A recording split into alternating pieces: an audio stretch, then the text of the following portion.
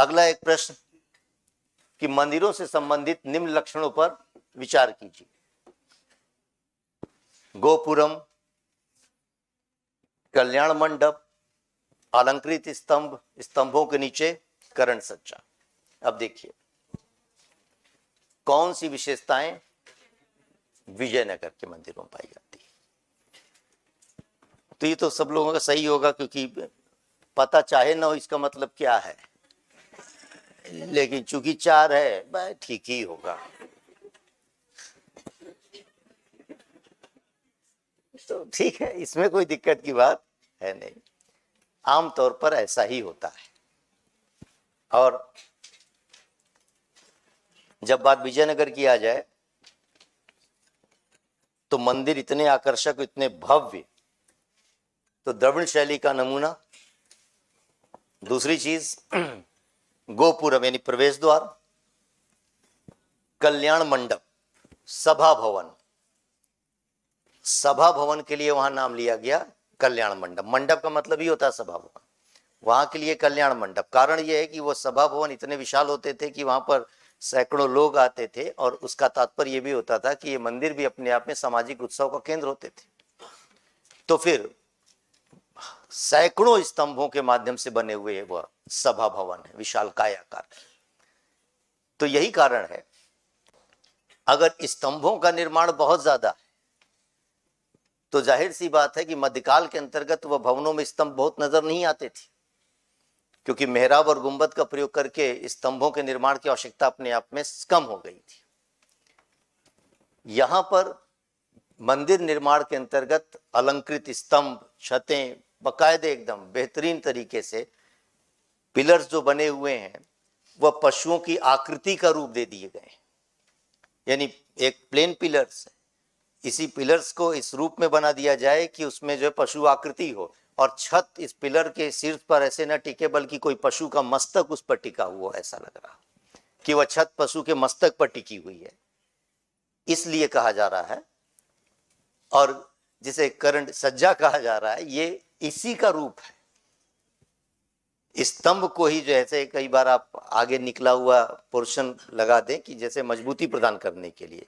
दिखाता हूं ये, बजाय हाथ इधर उधर करने से। देखिए विजयनगर शैली का तो पहले चीज कि हम्पी का विरूपाक्ष मंदिर है, हजाराराम मंदिर है, विट्ठल स्वामी मंदिर है। ये इसी को कहा जा रहा है कि शिखर पिरामिड नुमा आकार का। जो ये विट्ठल स्वामी मंदिर, स्तंभों के स्तर पर कलाकारी जो की गई है ना, इन स्तंभों के निचले स्तर पर भी कलाकारी मिलती है। यही सजावट की चीजें, डेकोरेशन की बातें कही जाती है। और ये स्पेशली कि मंदिर के संदर्भ में ये स्तंभ और स्तंभ के स्तर पर पशु आकृति, ताकि इसको मजबूती भी प्रदान कर रहे हैं छत को। निचले स्तर पर आकर देखिए, इसी को कर्ण सज्जा के नाम से जाना जा रहा होता था। तो विजयनगर के मंदिर अपने आप में, मतलब एक बार यूपीएससी ने पूछा कल्याण मंडप किस एक जगह के स्थापत्य की विशेषता है, विजयनगर की। आप सोचिए कि आपसे केवल यह है कि अगर कभी आपने कला को रूप में पढ़ना चाहा और विजयनगर के स्तर पर, तो सबसे प्रमुख चीज, अगर उड़ीसा के मंदिरों की बात कर रहे हैं तो देउल क्या है, जगमोहन क्या है, ये चीज आपको जानना पड़ेगा। वो शब्द आते, तो ये जगमोहन किस एक स्थापत्य के, उड़ीसा के स्थापत्य का मामला है। तो ये आपसे, आप आर्ट्स के स्टूडेंट नहीं हैं, आप पेंटिंग के स्टूडेंट नहीं हैं, आप जो है वह आर्किटेक्चर के लेवल पर नहीं स्टडी कर रहे हैं कि आर्किटेक्ट बनना है। आप जिला संभालने के लिए जा रहे हैं। तो परीक्षा के अंतर्गत आपसे ये उम्मीद नहीं की जा रही कि आप एकदम जो है कलाकार बन के निकले। लेकिन आप जब पढ़ने लगते हैं तो आप अपने को किसी कलाकार से कम मानते नहीं। तो फिर इसलिए कला के मूलभूत चीजों को छोड़कर इंफॉर्मेशंस इकट्ठे करने लगते हैं, कितने खंभे हैं, कितने पशु हैं, है ना। हुमायूं के मकबरे की बात हो रही है कि कौन सी स्थापत्य संबंधी विशेषता है। मेहराब, ऊंचा उठा हुआ गुंबद और स्तंभ छतरियां, लाल बलुए पत्थर का प्रयोग, स्वतंत्र रूप से निर्मित मीनारे। तो कौन सा नहीं है? कई लोग इसी पढ़ने के चक्कर में कौन सा है देखे मेहराब, हाँ हाँ। तो हुमायूं का मकबरा दिल्ली में ये चारबाग शैली में बना। चारबाग शैली का तात्पर्य होता है कि आखिर एक ऊंचे प्लेटफॉर्म चबूतरे पर बनाया गया, बाग के मध्य की स्थितियां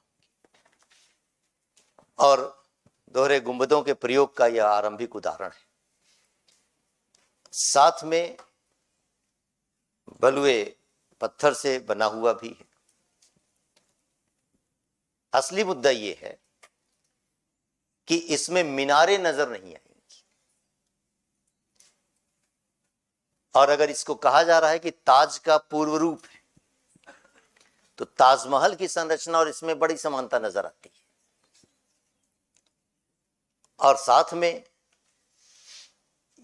जो आगे चलकर औरंगजेब के समय में एक बीबी का मकबरा बना औरंगाबाद में, उसको ताज की भद्दी नकल कहा जाता है। डरा सहमा दुबला पतला सा जो है ना। तो ऐसी स्थिति में हुमायूं के मकबरे का कौन सा एक अंश नहीं है, तो वह स्वतंत्र रूप से निर्मित मीनारे। उसका इमेज दिखलाता हूं और तब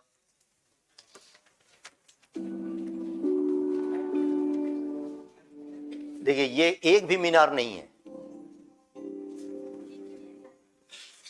गुंबद, यही मेहराब, आर्चेस,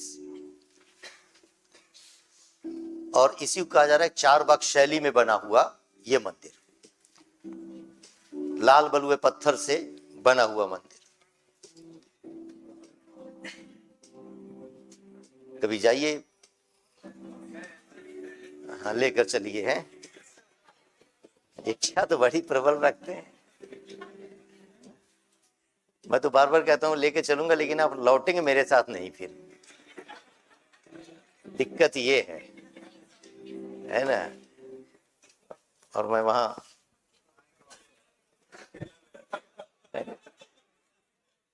तो देखिए, एक भी मीनार नहीं। इसको कहते हैं ऑब्जर्वेशंस।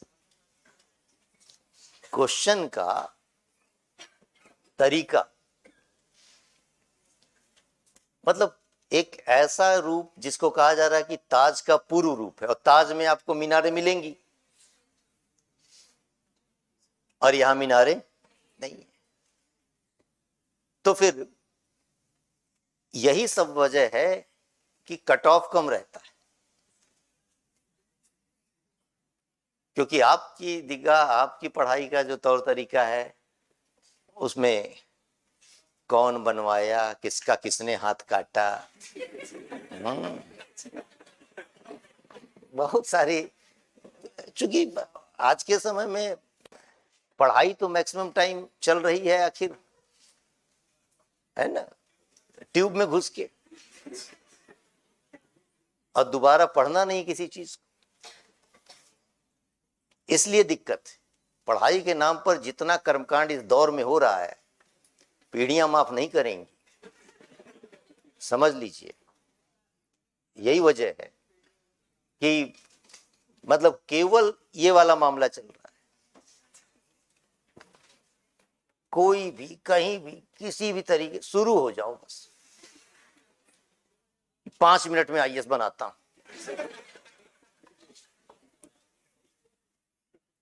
सोचिए जरा, आप सोचिए कि मैं आपके सामने इसलिए यहां पर बैठा हूं और ये बुलाया इसलिए, सारे जो नहीं आ सकते उनके लिए तो एक मजबूरी और बाध्यता है। लेकिन कितनी अच्छी बात होती और कितनी सुविधा होती मेरे लिए इस बात को लेकर कि मैं स्टूडियो से इसको कर रहा होता। तनाव ही नहीं होता मेरे ऊपर। इतने लोगों के बीच में बैठकर क्वेश्चन डिस्कस करना, और ये बौद्धिक समाज के बीच में जवाबदेही की बात है ना। फिर मैं कुछ भी सुनाता रहूं, कुछ भी बताता रहूं, और आपको लगेगा सब ठीक चल रहा है। इसलिए जो ये ऑनलाइन मोड के लेवल पर चीजें इस रूप में आ रही हैं ना, उसका कारण यही है।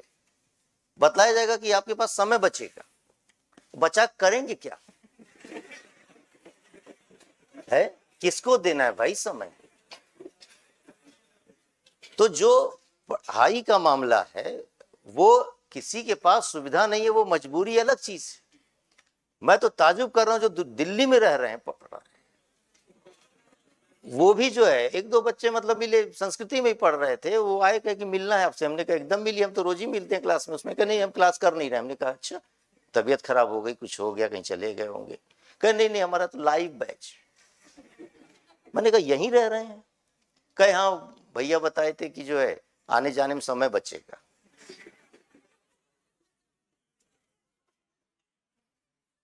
मैंने पूछा भी है कि बचाकर किसको दे दिए समय।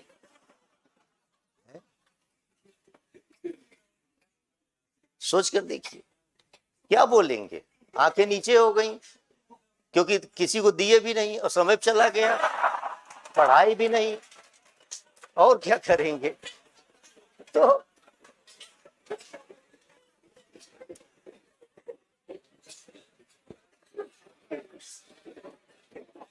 अब जरा मूर्ति कला के संदर्भ में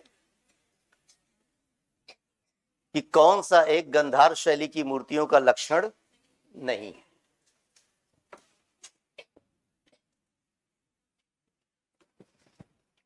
ये चीज मैंने कहा कि जब भी आप करिए तरीका सीख लीजिए कि एकदम फोकस हो जाइए कि क्या चीज पूछ रहा है। खाली अंडरलाइन मत करिए, क्योंकि आपकी आदत बन गई अंडरलाइन करने की। आप कोई चीज कॉपी लेते हैं और पेन हाथ में रहती है, तो आपका ये एक जन्मसिद्ध अधिकार हो गया। चाहे उस किताब में लिखा हो चित्र संख्या 2,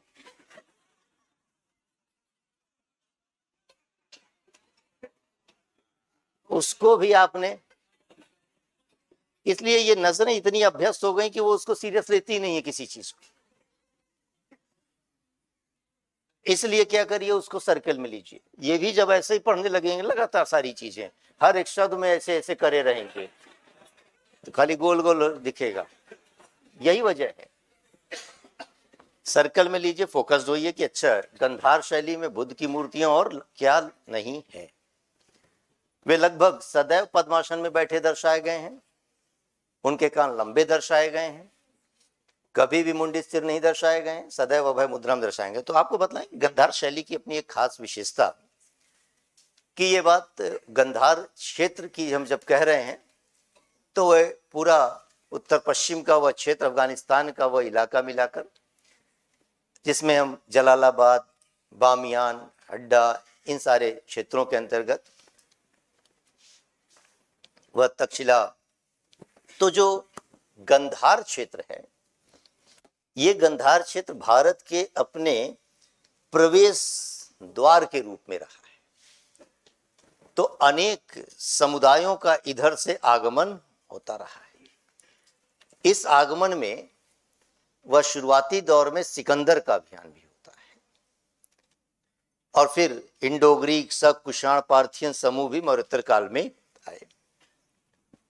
तो अभियान और आक्रमण केवल व्यक्ति नहीं करता, साथ में उसके साथ साथ उसकी संस्कृति भी आती है।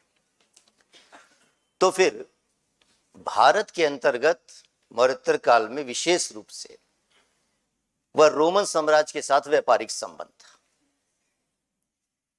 और वे रोमन जिन्होंने उस यूनानी साम्राज्य पर नियंत्रण किया था, और वे यूनानी जो ग्रीक आर्ट कहलाती है, उनकी यूनान की मूल कला हेलेनिक कला के नाम से जानी जाती थी। अब यूनान की मूल कला अगर हेलेनिक कला कहला रही है, तो जहां जहां यूनानी कला का स्थानीय कलाओं के साथ मिश्रण हुआ, उसको हेलेनिस्टिक आर्ट कहा गया। तो गंधार कला अपने आप में एक हेलेनिस्टिक कला का उदाहरण है। यह शब्द ही अपने आप में बतलाएगा कि इसमें यूनान के तत्व शामिल हैं और यूनान के तत्वों को ही रोमन साम्राज्य में देखा गया और भारत का रोमन साम्राज्य के साथ संबंध बन रहा व्यापारिक, तो फिर यूनानी रोमन साम्राज्य के तत्व यहां पर आ रहे हैं। और चूंकि अब इस हेलेनिस्टिक आर्ट में इसका तात्पर्य क्या हो गया, यूनानी, यूनानी का तात्पर्य विदेशी। अब आपके पास चीजें हैं कि मथुरा कला है, गंधार कला है, और स्टेटमेंट के रूप में चीजें हों कि गंधार कला पर विदेशी प्रभाव दिखाई पड़ता है, गंधार कला विदेशीयता से भी यह प्रभावित रही है, तो एकदम ठीक बात है। दूसरी चीज, जब यह कला के रूप आ रहे हैं तो इसमें जो विषय वस्तु ली जा रही, जो बनाई जा रही चीजें हैं, ये अपने आप में जो है बुद्ध को उसमें मूर्तियों के रूप में ढाला जा रहा है, बनाया जा रहा है। बुद्ध की मूर्तियां बनाई जा रही हैं। जब मूर्तियां बनाई जा रही हैं तो वह मूर्तियां भी उसी यूनानी देवता अपोलो के समान भी बन रही हैं, जिसमें घुघराले बाल व उनके एकदम यथार्थवादी संरचना, मांसपेशियों का हूबहू उस तरीके से अंकन करना। क्यों? क्योंकि यूनान की मूल कला के अंतर्गत भाव ये था, ये उनकी मान्यता थी कि इस सृष्टि की सर्वाधिक सुंदर रचना मानव है। वो मानव को सर्वश्रेष्ठ रचना मानती थी, इसलिए मानव शारीरिक संरचना का हूबहू चित्रण और अंकन करने में वे पूरी तरीके से लग गए और इसी पूरी तरीके से हूबहू शारीरिक संरचनाओं का अंकन करने में वे नग्नता से भी पीछे नहीं रहे। वो शारीरिक संरचना, वो कला के लिहाज से वह अंकन कर रहे हैं और यही वजह है उस कला को यथार्थवादी कला कहा जाता है। यानी वो हूबहू उसी तरीके से बालों की अपनी वह लटें, वह वस्त्रों की सिलवटें, वो सब दर्शाने का प्रयास है, मांसपेशियों का हूबहू उसी तरीके से अंकन करने का प्रयास है और इसलिए यथार्थवादी कला। इसकी तुलना में मथुरा कला आदर्शवादी कहलाती है, यानी वहां पर वह नैतिकता का भी पहलू दिखाई पड़ता, आध्यात्मिकता का दिखाई पड़ता है। इसका तात्पर्य हुआ कि गंधार कला जहां सौंदर्य पर बल दे रही थी, वहीं मथुरा कला जो है आध्यात्मिकता पर बल दे रही थी। दोनों क्षेत्रों के संदर्भ में आखिर भौगोलिक आधार पर आइए तो उस उत्तर पश्चिमी अफगानिस्तान बैक्टीरियाई क्षेत्रों के अंतर्गत मिल रहे जो तत्व हैं जिनसे बनाई जानी है, वो पहाड़ियां, वे पत्थर, वो नीले भूरे परतदार तरीके की चट्टानें। मथुरा के आसपास क्या है? बलुआ पत्थर। तो इसलिए मथुरा कला के अंतर्गत बलुआ पत्थर का प्रयोग किया जा रहा है, जबकि गंधार कला के अंतर्गत वहां पर उन चट्टानों का जो नीले भूरे रंग की कही जा रही। साथ में यथार्थवादी कला गंधार कला, आदर्शवादी कला मथुरा कला। अब बुद्ध के जो मूर्तियां बन रही, वो मूर्तियों को किस प्रकार से बनाया जाता है, यानी कि उसका आकार क्या है। तो बुद्ध के स्तर पर जैसे उनकी ध्यान अवस्था में मूर्ति है, समाधिस्थ अवस्था में मूर्ति है, पद्मासन बैठे, वह उनकी धर्म चक्र प्रवर्तन मुद्रा में उपदेश देते, वह उनकी आखिर अभय मुद्रा में, अभय मुद्रा का मतलब खड़े होकर एकदम ऐसे आशीर्वाद दे रहे हैं, बाबा टाइप का आजकल जैसे जो, ये मूल चीज। अब यहां पर जो कहा जा रहा है कि देखिए सावधानी रखी जाती है यूपीएससी के पेपर में, बाकी से अब जो दाएं बाएं चलता है ना टेस्ट सीरीज और ये सब, वो सब अपनी जगह होती हैं चीजें, लेकिन ध्यान रखिए इतने शब्दों की बारीकी यूपीएससी में केवल देखी जाएगी और उसी के लिए आपको तैयार कर रहा हूं, टेस्ट सीरीज के लिए नहीं तैयार कर रहा, समझ रहे हैं? हाँ, इसलिए इन प्रश्नों को बहुत सावधानी से रखा है और एक एक शब्दों का जो अंतर है वो आपको वहां तक पहुंचाएगा यूपीएससी के प्रश्नों की प्रकृति तक।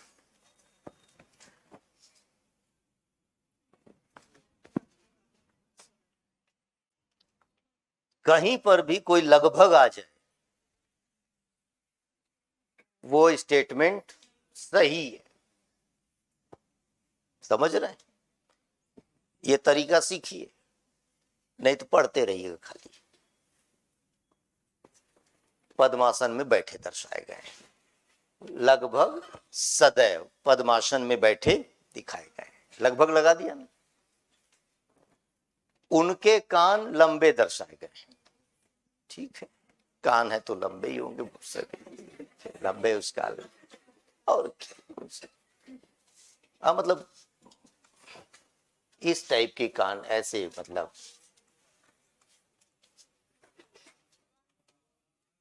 समझ रहे हैं? हाँ, तो ये जो कान के कुंडल ऐसे नजर आएंगे, ये लंबे कान है।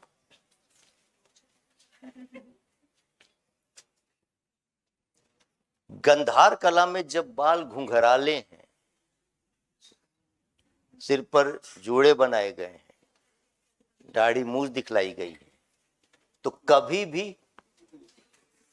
मुंडित सिर नहीं दर्शाए गए। ठीक है,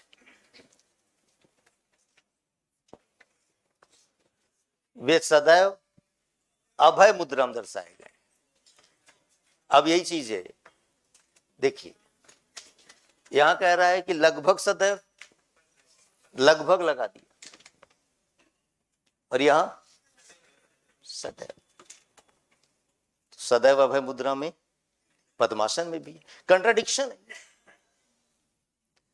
जो भी शब्द आपके पास थोड़ा सा भी इस तरह के हो जिसमें किसी चीज को बहुत ज्यादा बल दिया जा रहा, केवल, मात्र, ही, सभी, सर्वत्र, उसको सोचिए सर्कल में लेकर, वो अपने आप में प्रायः गलत होंगे। तो इसलिए मुद्दा ये नहीं है कि कई बार आपको चीजें पता भी नहीं होंगी, लेकिन उन्हीं शब्दों के माध्यम से आप उत्तर तक पहुंच पाएंगे। तो इसलिए उत्तर आपका ये था कि जैसे ये वस्त्र की सिलवटें कही जा रही। मैंने कहा ना कि बुद्ध की मूर्तियां वो अपोलो देवता की तरह नजर आती हैं, घुघराले बाल हैं, इसलिए मुंडित सिर की कोई बात ही नहीं है। वो मथुरा कला की विशेषता हो जाएगी, भारतीय परंपरा को लेकर कि साधु सन्यासी थोड़ा सा अपना साफ रहे, कोई दिक्कत की बात नहीं। बाल कटवाने का तात्पर्य होता था कोई लोड नहीं है, समझ रहे हैं? तो इसलिए परंपरा में ये दीक्षा का चीज बन गया, और कोई बात नहीं है।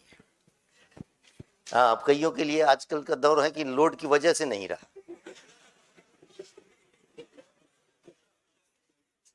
तो देखिए, गंधार कला यथार्थवादी है, इसके संरक्षक शक और कुषाण थे।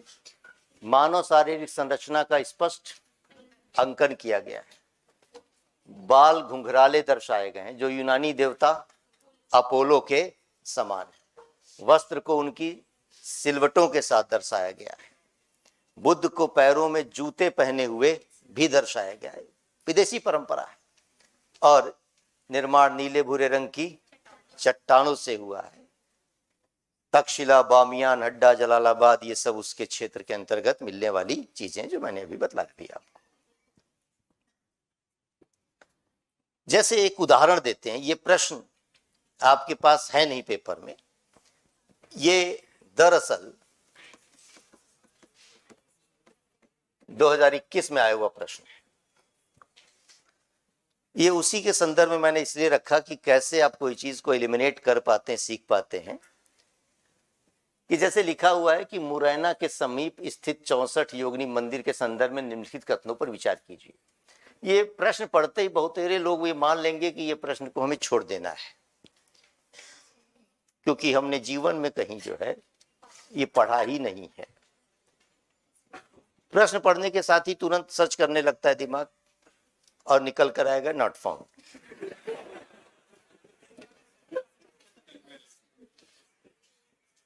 और फिर चूंकि पढ़ चुके हैं, जान चुके हैं, जीवन में इतना सारा यूट्यूब से सीख चुके हैं लोगों के कि जब ऐसे प्रश्न आए तो उसको जो क्या करो, समय न बिताओ, तुरंत छोड़ दो, क्योंकि समय कहीं और जाके देना। 100% एफर्ट करने की जरूरत होती है।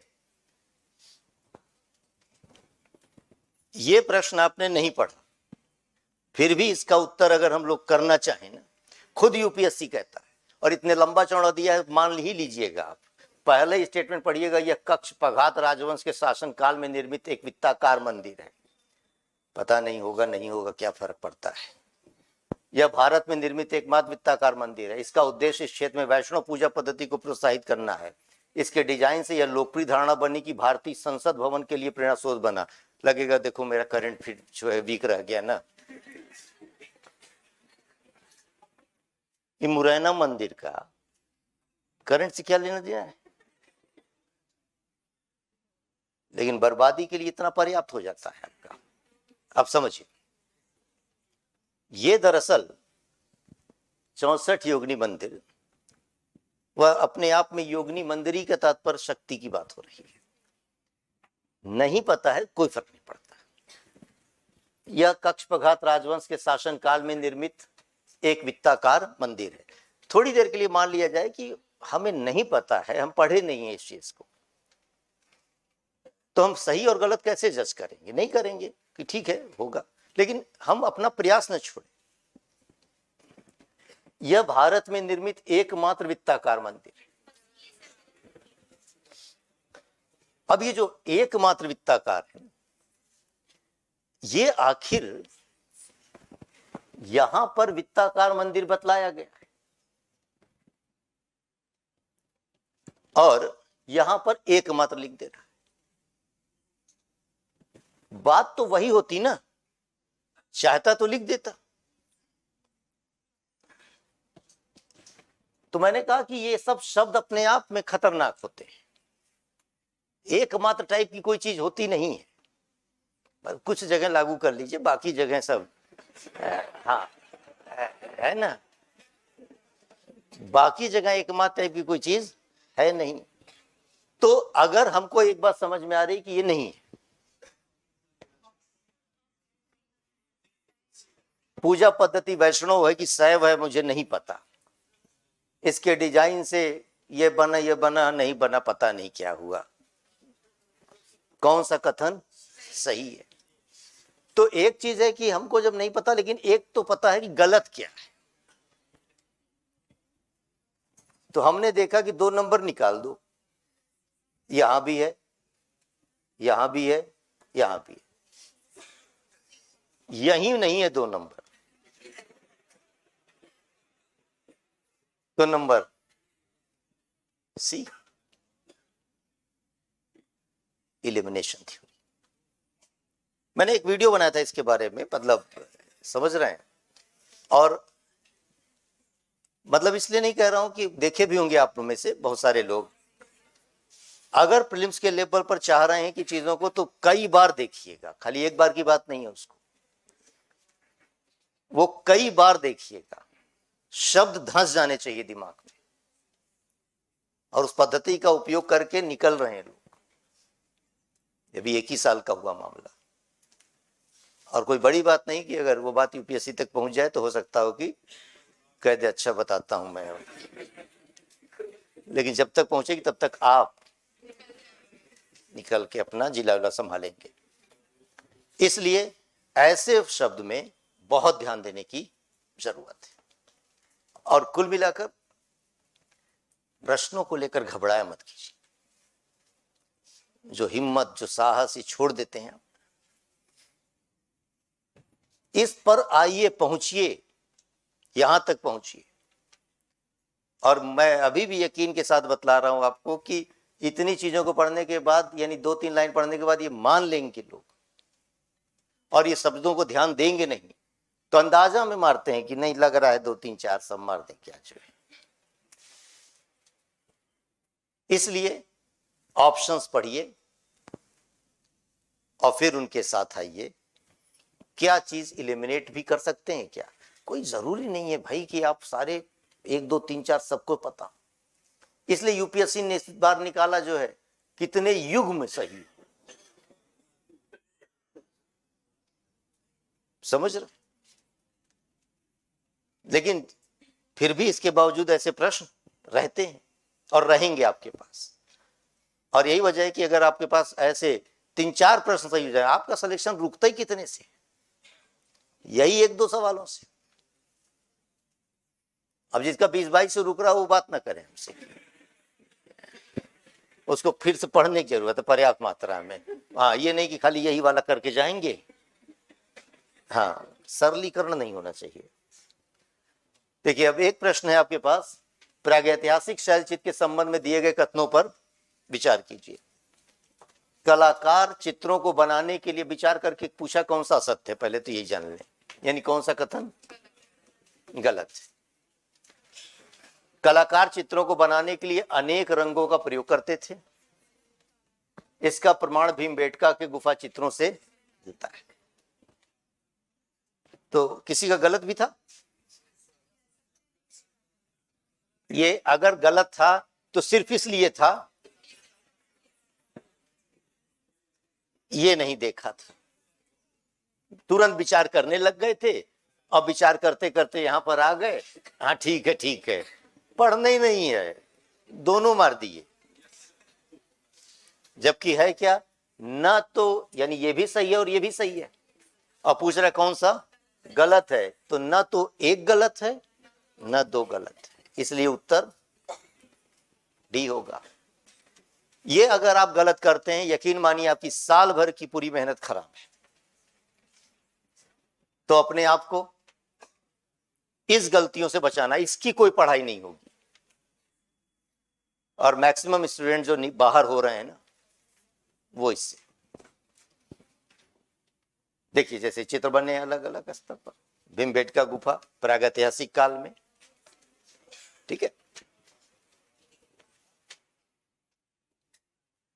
अगला एक प्रश्न है कि कौन सा एक कथन अजंता चित्रकला के संबंध में सही नहीं है, यानी गलत है।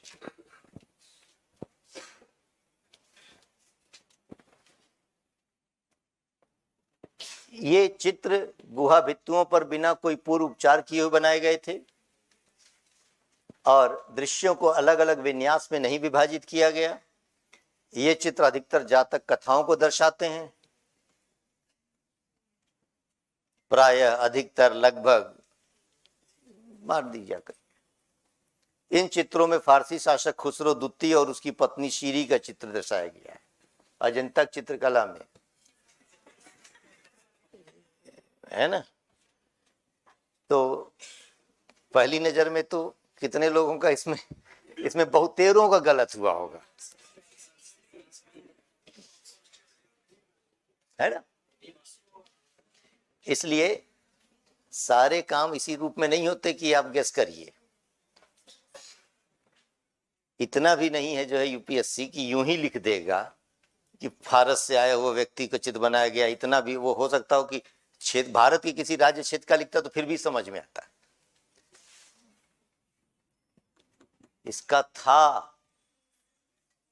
पुलकेशिन दुत्ती के समय में आया हुआ ये दूत राजा का चित्रण के साथ। तो अब ये तो सही है मामला, अधिकतर जातक कथाओं को दर्शाते हैं, ये भी सही है। अलग अलग विन्यास में नहीं विभाजित किया गया, इस सब का मतलब ही अभी नहीं समझ रहे। यानी उनको सेपरेट तरीके से अलग अलग ऐसा नहीं कहा गया कि ये कहीं पर जो है बुद्ध का चित्र होगा जो कि केवल और केवल उपदेश देने वाला हो। ऐसा नहीं होगा कि कहीं पर अलग से कह दिया जाए कि यहां पर केवल और केवल शोक वाला मामला होगा। यहां पर ऐसा नहीं होगा कि केवल एक अलग विषय बना दिया जाए, यानी उनको अलग अलग विभाजित करके ऐसा नहीं किया गया। तो ये बात ठीक है, एकदम विभाजित करके बनाए। जैसे गुफा संख्या 17 है, चित्रशाला कहा गया उसको। तो अजंता की गुफा में 29 गुफाएं, 16, 17, 19 गुप्तकालीन बौद्ध विषयक चित्र मुख्य रूप से बने हुए। बावजूद इसके ऐसा नहीं है कि उन चित्रों के स्तर पर इतनी गुफाएं हैं जैसे तो अलग अलग कर दिया जाए कि उसके अंतर्गत अलग विषय, एक में अलग विषय, एक में अलग विषय, ऐसा नहीं है।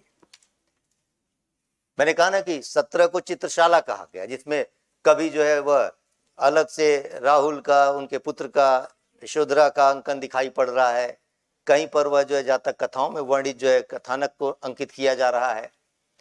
तो ऐसी स्थिति में विन्यास में विभाजित नहीं किया गया। ये कठिनाई पैदा करने वाली चीजें हैं, जब दो यहां लिखता है नहीं और यहां लिखता है नहीं, समझ रहे हैं? तो तुरंत इस बात को वहां पर मेंशन कर लिया करिए। इससे मतलब नहीं है ये स्टेटमेंट खाली कि दृश्यों को अलग अलग विन्यास में विभाजित नहीं किया गया है, या तो टिक मार लीजिए कि नहीं ये सही है, गलत नहीं है। ये चित्र गुहा भित्तियों पर बिना कोई पूर्व उपचार के बनाए गए थे। अब समझिए, खूब पढ़ते हैं आप कि फ्रेस्को टेम्परा विधि से बनाए गए हैं, गुफा है, गुफा के ऊपर चित्र बनाने के लिए कोई उसको ट्रीटमेंट तो करना पड़ेगा ना, सतह को तो कम से कम इस लायक बनाना पड़ेगा।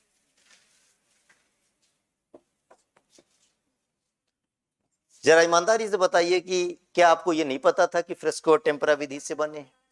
पता है, लेकिन खाली ये शब्द का अर्थ आप जानते हैं, रटेंगे। फ्रेस्को विधि से बनाए गए चित्रों के अंतर्गत प्लास्टर के स्तर पर अभी गीली सतह थी, तभी जो है चित्र बना दिए गए, जबकि टेम्परा में सतह सूख गई थी, तब जो है चित्र बनाए और रंग भरे गए। आ गया, पढ़ लिया, समझ गए, और इसके बाद अब केवल जीवन में तभी इसका उपयोग कर पाएंगे जिस दिन आएगा कि फ्रेस्को और टेम्परा विधि क्या है। क्या फायदा इस पढ़ाई का? नहीं याद किए होते तो कम से कम ये दुख तो नहीं होता। तो आप जिस इश्यू को कहा जाता है अंडरस्टैंडिंग, जो आपको लगता है बार बार ना कि कहां से समझे क्या करें, इसलिए प्रश्नों को पढ़कर सोचने की जरूरत होती है। 50 प्रश्न कट ऑफ के जा रहे हैं, कोई बड़ी अचरज की बात नहीं है। इसीलिए तो क्या करना है, खाली सुबह दोपहर शाम बैठ के फ्रेस्को टेम्परा, फ्रेस्को टेम्परा। अरे भाई, आपने जो पढ़ा हुआ उसको सोचिए कि भित्तियों पर कोई, और लगता है अगर विदाउट एनी प्री ट्रीटमेंट लगता है अगर कहीं पर, तो बाइलिंगुअल पेपर होता है, एक बार एक नजर डाल लीजिए। ये थोड़ी नहीं हिंदी माध्यम में तो जो है एकदम देखेंगे नहीं, फिर चिपका देंगे, एक पेज चिपका देंगे। आप थोड़ा सा भी जो है एग्जामिनेशन हॉल में दरअसल अवेयर नहीं, 2 घंटे का परफॉर्मेंस आपका उस लायक है ही नहीं जो आप साल भर मेहनत कर रहे हैं। 2 घंटे के भीतर अपने आप को तो कम से कम इस रूप में लेकर चलिए। ये जो सैकड़ों आप लोग टेस्ट सीरीज का अभ्यास करते हैं ना, कुछ लोग आके बोलते हैं क्रोध तो मुझे इतना आता है पूछिए मत, जो है कि हमारा मतलब जितना है हम सब, अरे एक टेस्ट पेपर पे आप 2-2.5 घंटे 3 घंटे से कम लगा ही नहीं सकते अगर आप सीरियसली आप उसको पढ़ रहे हैं और कर रहे हैं तो। और आपने केवल उसका क्वेश्चन आंसर का तरीका मान लिया। जज करिए अपने आप को, पूरी पढ़ाई का निचोड़ लीजिए, उसमें एक ही टेस्ट पेपर लीजिए और करिए, बैठिए 4 घंटे उस पर कि आखिर मैं अजंता का पढ़ा तो हूं, कैसे इसको मैं समझूं, कहां कहां से चीजें निकल, एक एक शब्द को पढ़िए, उसको अर्थ उसको रियलाइज कीजिए, उसके आसपास पहुंचिए कि कह रहा है कि गुहा चित्र, गुहा भित्तियों पर, दीवार पर बिना कोई पूर्व उपचार के, बिना कुछ किए हुए चित्र। आप जैसे ही इसको आप रिपीट करेंगे ना अपने अंदर, आप पहुंच जाएंगे अपने पास। ये परीक्षा आपको बतलाएं कि इसलिए ही बनाई जा रही होती है कि आप एक सोच विचार करके भी उत्तर लगा सके, वरना 99% तक जाता जो है कट ऑफ, जिस दिन इंफॉर्मेशन बेस्ड क्वेश्चन हो जाते। इसलिए कौन सा गलत है दिखाता हूं, इसका चित्र दिखाता हूं आपको, ऐसे नहीं छोड़ूंगा। जैसे महाराष्ट्र के अजंता की गुफा के बारे में भी ये चीज है कि अलेक्जेंडर ने खोजा था, सब चीजें अपनी जगह। एक दूसरी बात और भी, हाँ, कि अजंता की गुफा में कोई एक टाइम पीरियड के चित्र नहीं है। तो मौर्योत्तर काल से लेकर वो आखिर गुप्त काल तक की दशाएं नजर आ रही, 9वीं सदी तक। तो 7वीं सदी तक देखिए, दूसरी शताब्दी ईसा पूर्व से लेकर 7वीं सदी ईस्वी तक लगभग 900 वर्षों का इस कालखंड समेटता है, यानी इस काल में हो रही है। इसलिए क्या होगा, विविधता नजर आएगी। तो अगर लग रहा है आपको एक लाइन लिखी हुई है एक ही कालखंड में बनी हुई, तो गलत है। चित्रों में विविधता नहीं दिखाई देती है तो गलत, एकदम अलग अलग विषय हैं। अब राजा का बना हुआ है तो अलग है, बुद्ध का बना हुआ है तो अलग है, मरणासन राजकुमारी का चित्रण है गुफा संख्या 16 में, वो अलग है। भित्ति चित्र का दीवारों पर चित्र बनाए जा रहे हैं, मुराल पेंटिंग की बात हो रही है, दीवारों और छतों पर चित्र बनाए गए। सोचिए जरा, ये गुफा बनाई गई, बिना प्री ट्रीटमेंट के चित्र बनेंगे? और फिर ये देखिए जो आपका पसंदीदा शब्द है, फ्रेस्को और टेम्परा विधि से क्या फायदा पढ़ाई का जो है। मतलब अब मुझे क्रोध इसलिए आ रहा होता है, सब जानते हैं फ्रेस्को टेम्परा, लेकिन पूर्व उपचार वाली चीज उससे नहीं जोड़ पाएंगे। तो अपने नॉलेज को अपने उस क्वेश्चंस के ऑप्शन से जोड़िए, काम बन जाएगा। जो जोड़ पाएगा उसका बनेगा, जो नहीं जोड़ पाएगा कुछ और जोड़ रहा होगा। देखिए वही लिखा, फ्रेस्का के तहत दीवारों के गीले प्लास्टर पर ही चित्र बनाकर रंग भर दिए जाते थे, जबकि टेम्परा में सूखे प्लास्टर पर चित्र बनाए जाते थे और रंगों में जो है सफेदी, अंडे की आदि आदि मिलाया जाता था, चूना मिला दिया जाता था, चूना भी लगाते थे लोग।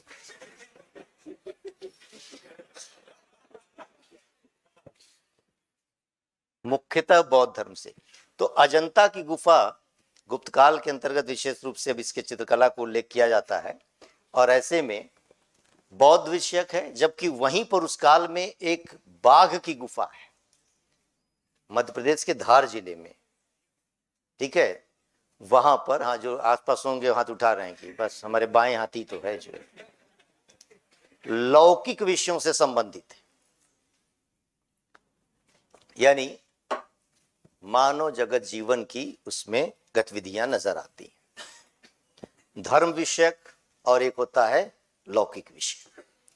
तो अजंता की गुफा प्रधानतः धार्मिक बौद्ध धर्म से संबंधित, इसलिए बौद्ध चित्रकला का उदाहरण बन जाती है।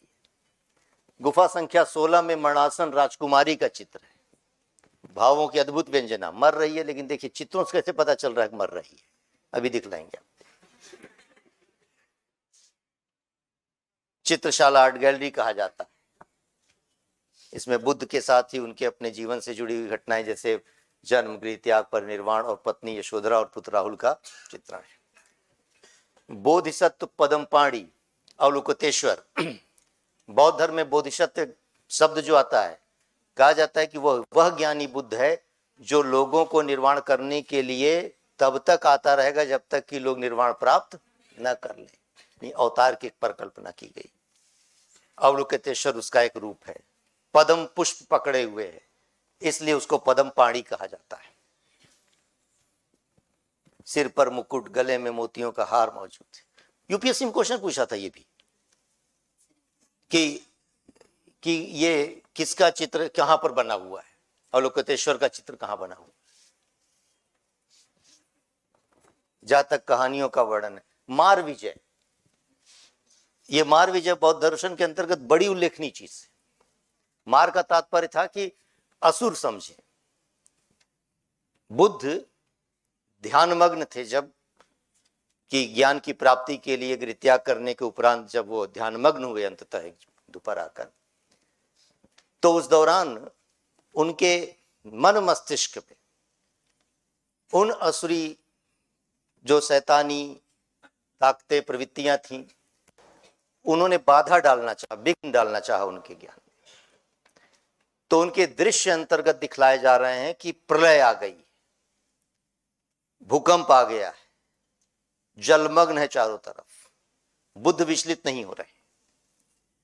साथ में ऐसा भी दृश्य आ रहा है कि जंगल है जहां पर वो बैठे हुए हैं, बस आग लग गई है चारों तरफ, एकदम विचलित नहीं हो रहे हैं। उनके मन मस्तिष्क में वो वाले विचार भी डाले जा रहे हैं, वो दृश्य दिखलाया जा रहा है कि उनके परिवार के लोगों का अवसान हो गया, वो खत्म हो गए, पुत्र पत्नी घर परिवार के लोग, लेकिन वो द्रवित नहीं हो रहे, विचलित नहीं हो रहे,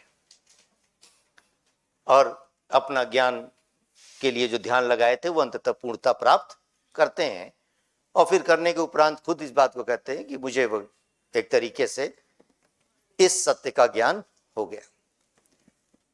तत्पश्चात उनके उसी चिंतन के साथ ही ये बात आती है कि वह मार देवता कहलाता है, यानी कि असुरों का प्रमुख देवता है। तो वह कहता है कि ऐसे कैसे हम मान लें कि यह ज्ञान की प्राप्ति हो गई। तो बुद्ध उसी का जवाब देते हुए क्या करते हैं कि अपनी एक उंगली पृथ्वी पर टिका देते हैं कि यह पृथ्वी साक्षी है कि यह ज्ञान मैंने प्राप्त किया, और यह ज्ञान अपने आप में सामाजिक उपादेयता से युक्त है, अर्थात समाज के कल्याण के लिए है। और जैसे उन्होंने अपनी पृथ्वी पर यह उंगली एक टिकाई, पृथ्वी तुरंत धरती चिल्ला पड़ी, हाँ हाँ मैं साक्षी हूं कि इन्होंने ज्ञान प्राप्त किया है। इसी को भूमि स्पर्श मुद्रा कहते हैं। अब आप समझिए, भूमि स्पर्श मुद्रा का संबंध किससे हो गया,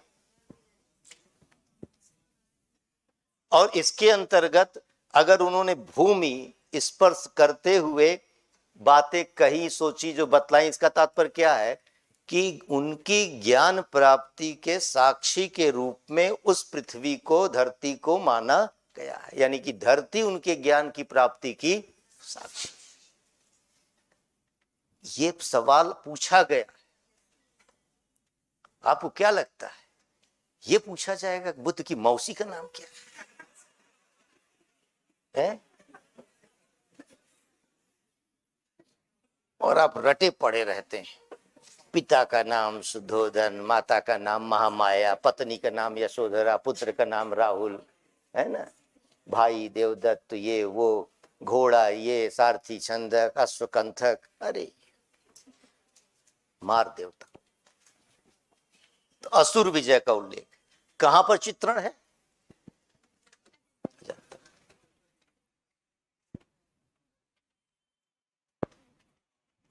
पद्मपाणि का चित्र, जातक कथाओं से लिए गए। इतने पुराने चित्र हो गए कि अब बड़ा मुश्किल है कि मतलब इस टाइप के, लेकिन फिर भी रंग देखिए बने हुए, अनेक रंग लिखे, लाल, काला, हरा, सब रंग नजर आएगा।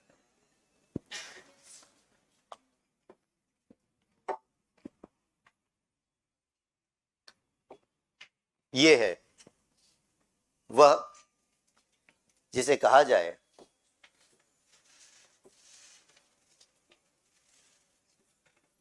ये खुसरो, जो फारसी शासक, उसका चित्र बना हुआ है अजंता की गुफाओं पर। तो घबराना नहीं है कि मतलब अब ये रह गया कि हम सबका चित्र देखें। एक वर्ल्ड हेरिटेज साइट, उसके बारे में कहा जा रहा है कि हर गुफा में जाकर देखिए। हाँ, लेकिन कम से कम कुछ तो जो है अजंता पर अगर पढ़ रहे हैं तो, और हर जगह मिल जाता है, ध्यान ही नहीं आता आपको। लेकिन अब पढ़िएगा गाइड और कुंजी तो नहीं मिलेगा, ये तय बात। तो यही वजह है, ले चलते हैं आपको अजंता। खाली बताया तो क्या बताया, देखिए गुफाओं को 2 मंजिला गुफा है, यह भी एक तथ्य है। अंदर की संरचना के अंतर्गत भी वो चैत्याकार संरचना, स्तूप की संरचना।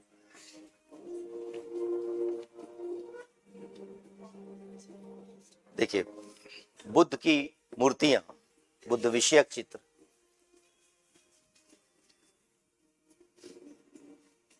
देखिए दीवारों पर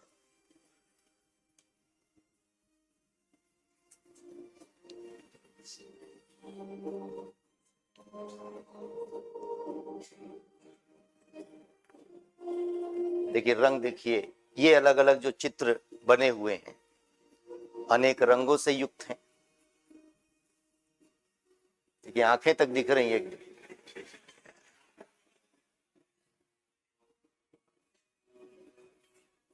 ये पद्मपाणि अवलोकितेश्वर का मुकुट, गले में मोतियों की सफेद माला, कानों में कुंडल पहने हुए।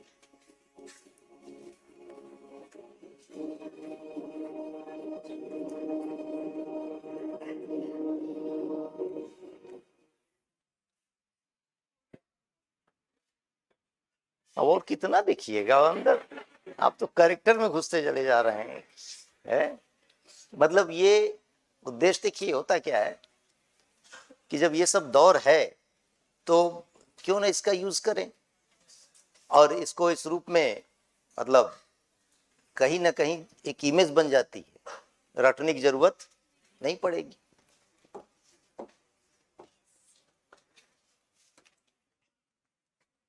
अच्छा, समय कुछ ज्यादा हो जाएगा तो कुछ चीजों को ये सब समान प्रश्न आगे बढ़ जाते हैं, जरूर नहीं कि सारे प्रश्नों पर बात करें, कुछ है ना, क्योंकि मैं अब देख पा रहा हूं समय, तो 15-20 मिनट जरा ये ख्वाजा मंसूर साहब,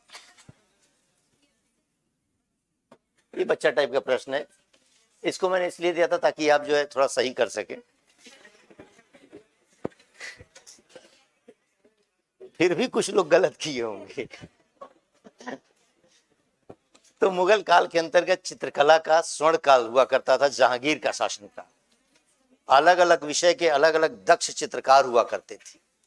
उन्हीं चित्रकारों में एक मंसूर का नाम है जो पशु पक्षियों का एक चित्रण करने वाला हुआ करता था। तो फिर बाकी उसके अन्य जो समकालीन चित्रकार थे, जैसे दौलत था, अपने साथी चित्रकारों का चित्र बनाता था। एक बिशन दास था जिसको जो है ईरान के शासक का चित्र बनाने के लिए भेजा गया था। अबुल हसन ने उस समय के संदर्भ में जहांगीर का एक चित्र बनाया सिंहासन पर बैठे हुए, उसे जो है जहांगीर की आत्मकथा तुझ के जहांगीरी के मुख पृष्ठ पर लगा दिया गया था। तो पशु पक्षियों का विशेष रूप से चित्रण के लिए उस्ताद मंसूर को जाना जाता है। ये उसका लाल, एक तरीके से लाल फूल शीर्षक चित्र बड़ा लोकप्रिय रहा है। बाज का चित्र उसने बनाया हुआ था, वो लोकप्रिय रहा है। मैं एक दो चीज इस रूप में कि आप जानिए कि जहांगीर के काल में जो है ना, अकारिजा के नेतृत्व में आगरा में एक चित्रशाला विभाग की स्थापना हुई थी। अकारिजा एक व्यक्ति विशेष का नाम, ये इंपॉर्टेंट होता है। छवि चित्रण, पोर्ट्रेट बना जाना, व्यक्ति विशेष का चित्रण। मजेदार बात यह है कि आप सोचिए जरा कि इस्लाम के अनुयायी हैं मुगल शासक, बावजूद इसके इस्लाम में प्राणियों का चित्रण निषिद्ध है, फिर भी यह चित्रण बनाया जा रहा है, चित्र किया जा रहा है। और इतना ही नहीं, यही जहांगीर के समय में बने हुए चित्र बकायदे, वह मरियम की एक तरीके से वह चित्र लिए हुए खुद बैठा हुआ है और चित्र बनाया जा रहा है, मरियम और ईसा, ईसाइयत के प्रतीक। तो क्या मान लें कि इन चित्रों के माध्यम से जो है कहा जाए कि वो इस्लाम से विमुख है? एकदम नहीं। दरअसल मुगल काल के अंतर्गत चित्रकला को दार्शनिक आधार अकबर ने प्रदान किया था। अकबर ने इस बारे में अपना विचार व्यक्त किया, अबुल फजल ने कोट किया उसे और बतलाया अकबर ने इस चीज को कि चित्रकला दरअसल ईश्वर को जानने का एक सशक्त माध्यम है, ज्ञान को बढ़ाने का एक बड़ा सशक्त माध्यम है।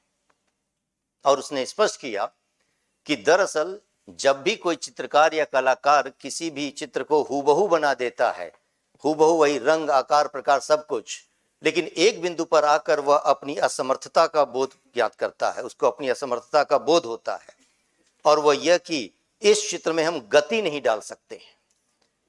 यानी एक वह चित्रकार है ईश्वर जिसने इस हम सब जैसे चित्रों का निर्माण किया, फूल पत्ती मानव उन सारी चीजों को, और गति भी दी।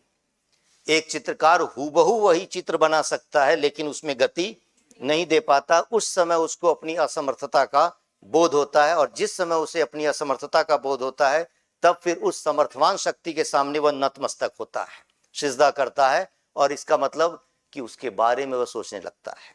तो इसको कहा जा रहा है कि ईश्वर को जानने का, ज्ञान प्राप्त करने का एक सशक्त माध्यम है। इसलिए उसी ईश्वर को जानने के क्रम में अब चित्रकला का और भी विकास हो रहा है। तो यहां पर वे अलग अलग काल में, यानी मुगलों के समय के अंतर्गत जहांगीर का काल मुगल चित्रकला का स्वर्ण काल के नाम से जाना जाता है। तो व्यक्ति विशेष एल्बम के निर्माण पर विशेष बल, और यही वजह है कि ये सब क्वेश्चंस पूछे जाते हैं आपसे। तो चित्रकला का ध्यान रखना होगा अगर, तो आपको खाली चित्रकला प्राचीन काल तक का मामला नहीं है कि आप जो है एक तरीके से दीवारों पर भित्ति चित्र की बात करें। मिनिएचर का परंपरा है, पांडुलिपि चित्रण की बातें हैं। उस समय तक प्राचीन काल में कागज का विकास नहीं हो गया था, लेकिन मुगल काल के अंतर्गत कागज का विकास भी है। जैसे अबुल हसन प्रमुख चित्रकार था जहांगीर के समय का, सिंहासन पर बैठे हुए जहांगीर का चित्र बनाया जिसे तुज़के जहांगीरी के मुख पृष्ठ पर अंकित किया गया। यानी एक तरीके से मुगल बादशाह की आत्मकथा है ये जहांगीर की, और जहांगीर ने इसे नादिरुल जमा की उपाधि प्रदान की थी, यानी एक श्रेष्ठ। मंसूर पशु पक्षियों का चित्रकार, लाल फूल शीर्षक से बनाया गया उसका चित्र सर्वश्रेष्ठ है। बिशन दास को ईरानी दरबार में चित्रण के लिए भेजा था और शाह अब्बास का इसने चित्र बनाया। दौलत साथी चित्रकारों का चित्र बनाया हुआ, और मनोहर दास जहांगीर का ही चित्र बनाया, और जिस पर जो है बादशाह ने हस्ताक्षर करके उसे ब्रिटिश राजदूत सर टॉमस रो को दे दिया कि ले जाओ।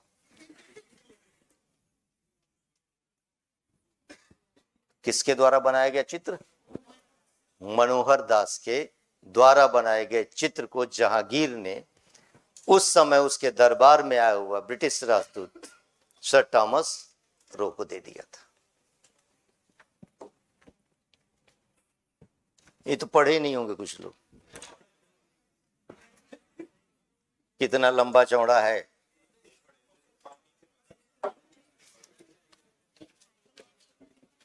लिखा हुआ है कि यह भारतीय नृत्य की एक पारंपरिक शैली, इसमें लास्य और तांडय दोनों तत्व दृष्टिगत होते हैं। शारीरिक संतुलन, पाद कौशल तथा उसके नियंत्रण में नर्तक कलाकारों द्वारा पीतल की थाली की किनारी पर खड़े होकर सिर पर पानी से भरा घड़ा रखकर इसकी प्रस्तुति की जाती है। इसके माध्यम से भाम कलापम की प्रस्तुति की जाती है। इस प्रकार के नृत्य को उपयुक्ततः दृश्य का भी कहा जाता है। इस नृत्य प्रस्तुति को तरंगम प्रस्तुति के पश्चात समाप्त किया जाता है। इतने में थक जाएंगे।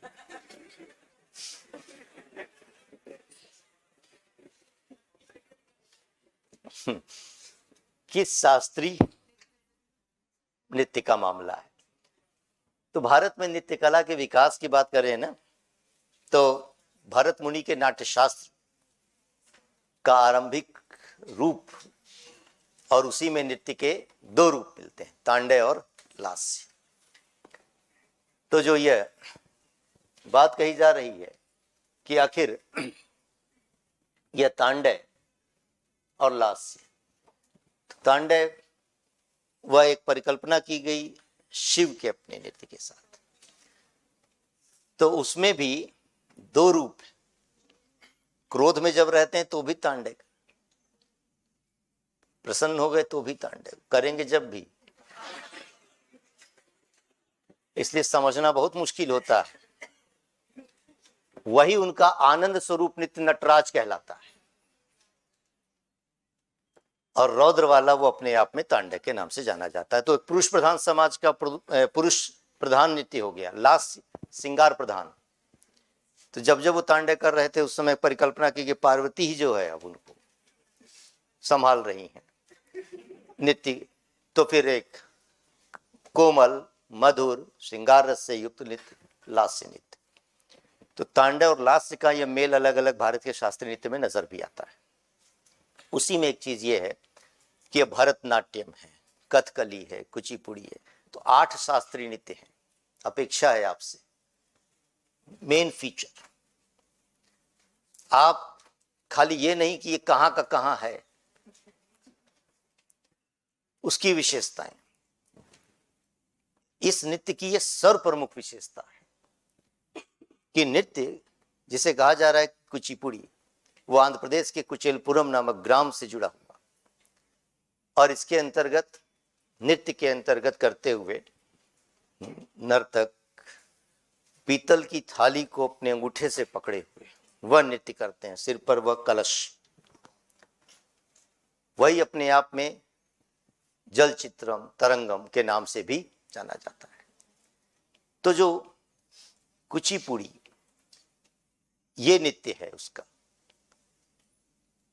एक कथकली नृत्य, कथा कथिका। तो कथकली के अंतर्गत खास बात कथा को बताना है, पौराणिक कथानक को, जिसमें नायक खलनायक की बात होती है। तो उसमें चेहरे पर अलग अलग रंग लगाए जाते हैं, और वो हरा रंग एक तरीके से वह मर्यादा का, पुण्य का, लाल रंग वो एक तरीके से पाप का प्रतीक दिखाई देगा। देखोगे कभी ऐसी, वो दरअसल नायक और खलनायक संघर्ष है, पौराणिक कथानक को आधार बनाया जाता है। कहा जाता है कि हर युग में जो है अच्छाई और बुराई के बीच संघर्ष चला है, उसी का वह प्रतिध्वनि करता है। तो शास्त्रीय नृत्य की मूल पहचान अगर करनी है, देखनी है ना, तो वो 8 नृत्यों के अंतर्गत जो सर्वप्रमुख 2-3 लाइन में ही बातें होंगी, और उन्हीं को याद रखिए, क्वेश्चन मिलते। शास्त्रीय नृत्य और लोक नृत्य में अंतर किस बात का? शास्त्रीयता क्या मतलब गुरु शिष्य परंपरा के माध्यम से वो नृत्य कला का विकास होता है। लोक नृत्य में कोई गुरु शिष्य परंपरा नहीं होती, जिसको जहां मन में आए भांज दे रहा है। इसलिए जो है इसका उत्तर कुचिपुड़ी। और इसमें भी 1-2 चीजें जान पाइए कि भरत मुनि के नाट्यशास्त्र के अंतर्गत है, और ये सारी चीजें संगीत की तो प्राचीनतम पुस्तक एक तरीके से संवाद के रूप में जानी जाती है। ये नाट्यशास्त्र में ऐसे लिखा हुआ है। एक चीज दिखलाना और बतलाना इसलिए चाह रहे हैं कि नटराज का भी मामला आपसे इंपॉर्टेंट होता है। तो यहां पर जो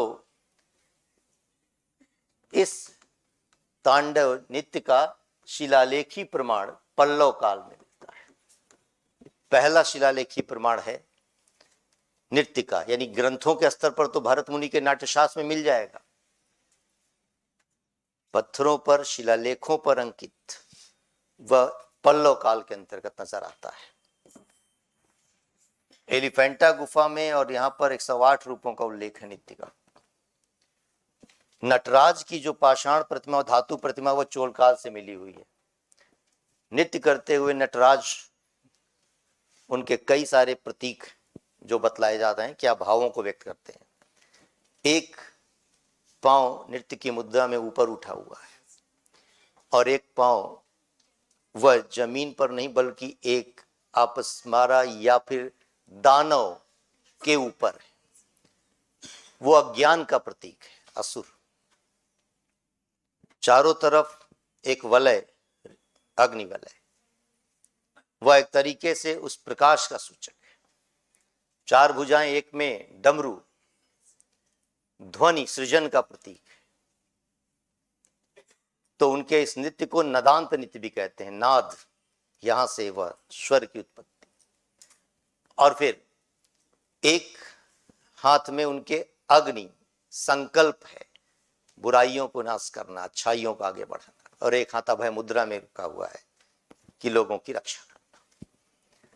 ये प्रतीक है, और एक शिक्षक के रूप में बतलाता है, यानी अंधकार को दूर करके ज्ञान का प्रसार करना। तो कभी भी आपके पास होगा कि नटराज की मुद्रा किस एक प्रतीक को व्यक्त करती है तो वह शिक्षक के रूप में उसको प्रतीक करती है। दूसरी चीज,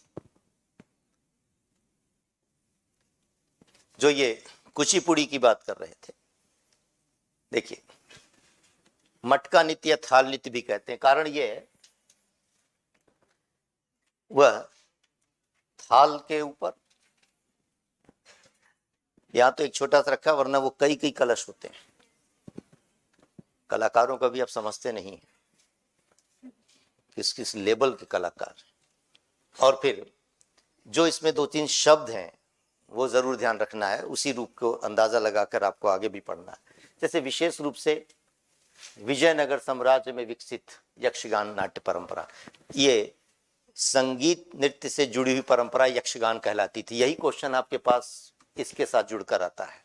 किसके साथ है? विजयनगर साम्राज्य के साथ। किसकी शैली है? कोई वस्त्र निर्माण की शैली नहीं है, नाम ही लिखा है, गान से याद दिया जाएगा। नित्य गान परंपरा, भागवत पुराण के कथानक को व्यक्त किया जाता है। पात्र इसलिए इसके जो है कैरेक्टर भागवत मेला कहलाते थे, नर्तक भागवतालूस कहलाते थे। प्रमुख विशेषताएं, गीत और नृत्य का समन्वित रूप, श्रृंगार रस की प्रधानता, नृत्यक गायक कभी कभी स्वयं निभाता था, और सिर पर जल से भरे हुए कलश को रखकर पीतल के थाल को पैर से पकड़कर नृत्य का प्रस्तुतिकरण, जिसको तरंगम कहा जाता था। तरंगम, ये शब्द आपके पास पुनः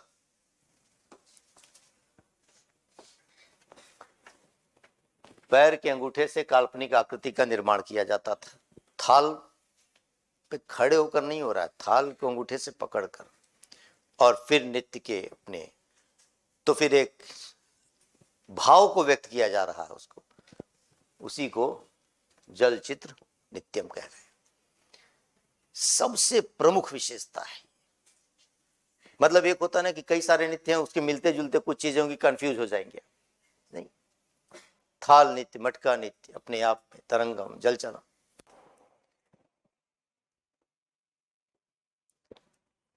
नटराज,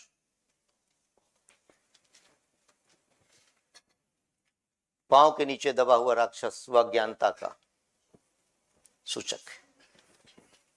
नदांत नृत्य, देखिए ये नृत्य की मुद्रा चोल काल में पत्थर से भी और धातुओं से भी बनी हुई, पंच धातु की बात है। अग्निवलय, ये अग्निवलय कहा जा रहा है, बुराइयों को अंत कर अच्छाइयों को समाहित करना। अभय मुद्रा में उठा हुआ हाथ बुराइयों से रक्षा का प्रतीक है, ये अभय मुद्रा के अंतर्गत। तो इसलिए नटराज की प्रतिमा, उसके संकेत कभी मैच करने के लिए भी आ सकते हैं। नहीं तो इतना तो जरूर ध्यान रखिए कि किस एक रूप को प्रस्तुत करता है शिक्षक, क्योंकि शिक्षक के लिए भी कहा जा रहा है कि वो भी एक तरीके से ज्ञान का प्रसार करके अंधकार को दूर करता है, प्रकाश लाता है। ये सवाल छोड़ दिया था, हाँ बहुत सारे लोगों ने छोड़ा था, बहुत अच्छा काम किया था, क्योंकि मुद्दा ये नहीं था, मुद्दा ये था कि कितने सही हैं। तब कितने युग्म सही हैं, जब तक 4 के बारे में नहीं जानिएगा बताइएगा कैसे। ये खतरनाक सवालों में से एक है, यूपीएससी ने क्या नया इजाद किया है। जैसे बीपीएससी ने इजाद किया था ऑप्शन ई, यूपीएससी ने नए तरीके से लाया। तो फिर मेरी राय मानिएगा, ऐसे सवाल छोड़कर आपने बहुत पुण्य का कार्य किया, क्योंकि एकाक पता भी होगा ना तो भी उससे जीवन चलेगा नहीं। पांडवानी छत्तीसगढ़ का था, खोमजोम मणिपुर का है, मंगनियार बाड़मेर जैसलमेर क्षेत्र के अंतर्गत के मौजूद जनजाति के संदर्भ में, वहां के लोगों के संदर्भ में एक नृत्य है, ये ठीक है। कोलाट्टम असम का नहीं है, कर्नाटक का है। इसलिए केवल एक युग्म सही है। देखिए लोक संगीत वगैरह का कोई अंत है नहीं, समझ रहे हैं, तो इसलिए बहुत ज्यादा उसमें उलझने की जरूरत नहीं है। प्रश्न रहेंगे तो भी नहीं देखना है। यानी पठन पाठन में आपके लिए क्या होता है ना कि अब सूची मिल जाएगी आपको 4 पेज में लिखी हुई, ऐसे 50 लोकगीत जगह जगह के नाम, और आप उसी में उससे समय बचाइए। साइंस में, साइंस टेक में, इकोनॉमी में, इन्वायरमेंट में, पॉलिटी में समय दीजिए। अरे भाई एक प्रश्न की कीमत आप अगर 10 प्रश्नों से अदा कर रहे हैं तो क्या फायदा। ये अप्रोच अपनाना है। हाँ मतलब कैसे कर सकते हैं शब्दों के, एकदम कर सकते हैं। इनका कहना है कि कुछ शब्दों के माध्यम से भी एकदम ठीक तरीका है कि जैसे अब कोलाट्टम लिखा है, असम लिखा है, ये तो नहीं ही होगा जो समझ है अपनी। ये खोमजूम छत्तीसगढ़ में तो मतलब नहीं दिखता, तो ये भी नहीं होगा। बच गया पंडवानी। अब ये व्यक्ति लगाएगा कि ये अब जो भी है पंड पांडव ये सब चीजें मणिपुर में तो नहीं आएगी, मतलब ये तर्क नहीं हो सकता, मन करेगा आपका। कभी कभी मन की बात भी सुन लेना चाहिए, उसमें क्या दिक्कत। अरे 100 प्रश्न है, खेलिए आराम से, कहां आप लोग डरते रहते हैं। लेकिन अगर मेरी अपनी समझ होती तो मैं जरूर इसमें सोचता कि ये मेरे लिए तो ये भी एकदम नया लग रहा है कि ये मंगनियार, और पूरी पढ़ाई लिखाई के दौरान ऐसा शब्द नजर नहीं आया। जो हाँ, जो बाड़मेर में रह रहे होंगे, जैसलमेर में रह रहे होंगे, उस क्षेत्र के साथ जुड़े होंगे, उनको जरूर पता होगा। कुछ लोग होंगे यहाँ पर जो है ना। हाँ, अब अंदर कॉन्फिडेंस आ रहा होगा कि देखो सही जगह रहे हैं। ये बहुत सब्जेक्टिव चीज है, फिर भी सोचना जरूर है क्या निकल सकता है मामला। निकल जाए, 50-50 में लग जाए, मार कर आइए क्वेश्चन। आप ये सोचिएगा आपको जितने सवाल आ रहे हैं खाली वही करके आइएगा, कभी नहीं होगा, क्योंकि ये यूपीएससी का एग्जाम है। अब जरा कौन सा कथन उपनिषदों के विषय में सही नहीं है।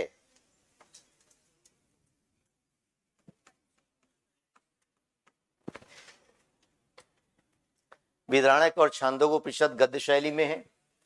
कठोप उपनिषद प्राचीन उपनिषदों में से एक है, तो जाहिर सी बात है ये तो ठीक ही दिख रहा है।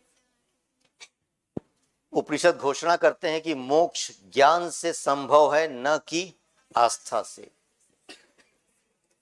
ज्ञान पर बल देते हैं, ज्ञान मार्गी, ये भी ठीक दिख रहा है।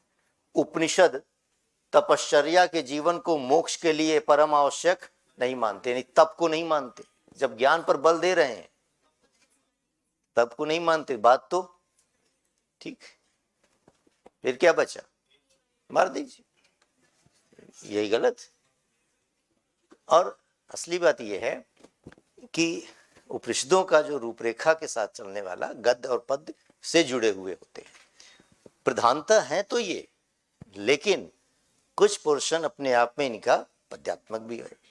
अब यही वजह है कि जरा सोचिए, 3 चीज आपके पास होगी,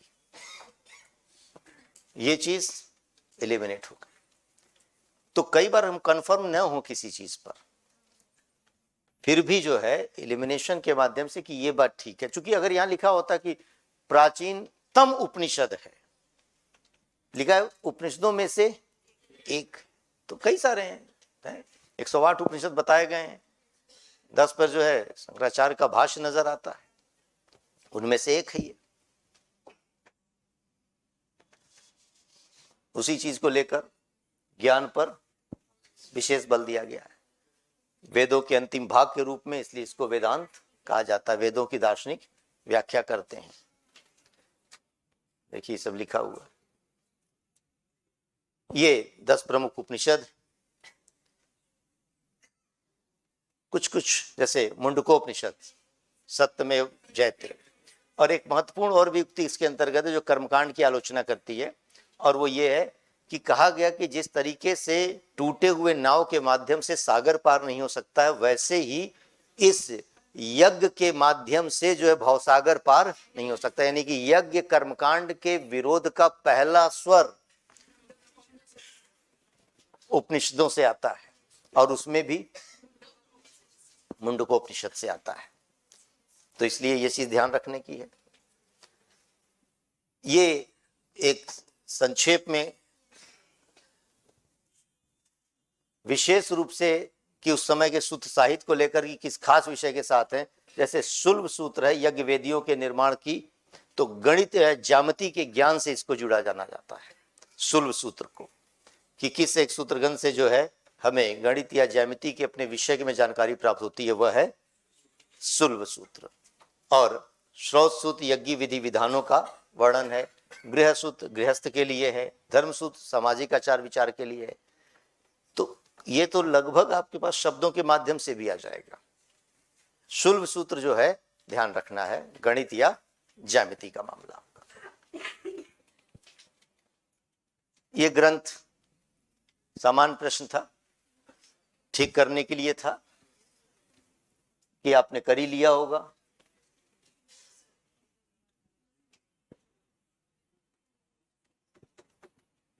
तो कौन से कितने युग में ठीक है? दो।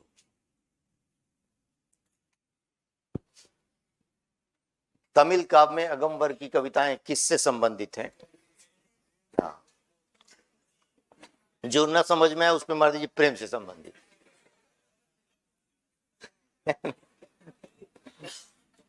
लेकिन अगर इसी की जगह पूरम रहता ना, तो राजा की प्रशंसा।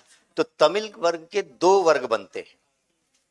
एक वर्ग होता है जिसको हम कहते हैं अगम, और एक होता है पुरम। अगम का मतलब अंतरंग प्रेम संबंधी रचनाएं, पुरम का तात्पर्य राजा की प्रशंसा संबंधी, जो युद्ध में वो विजय करते थे। तो इसलिए उत्तर यहां पर ये होगा, और अलग अलग स्तर पर भी उसका वर्गीकरण नजर आएगा। जैसे संगम साहित्य को हम कह रहे हैं, अगम साहित्य प्रेम, पुरम साहित्य वह वीर रस, वीरता, प्रशंसा उसके साथ जुड़ा हुआ है। भौगोलिक आधार पर यह शब्द याद रखिए, कुरुंजी, पाल्य, मुल्य, मरुदम और नेतल, ये दरअसल विवाह के साथ, विरह के साथ इन रचनाओं के प्रकार हैं। तो कौन से काव्य की प्रवृत्ति किस क्षेत्र के साथ जुड़ती है, ये कभी मैच करने का क्वेश्चन आपके पास होगा।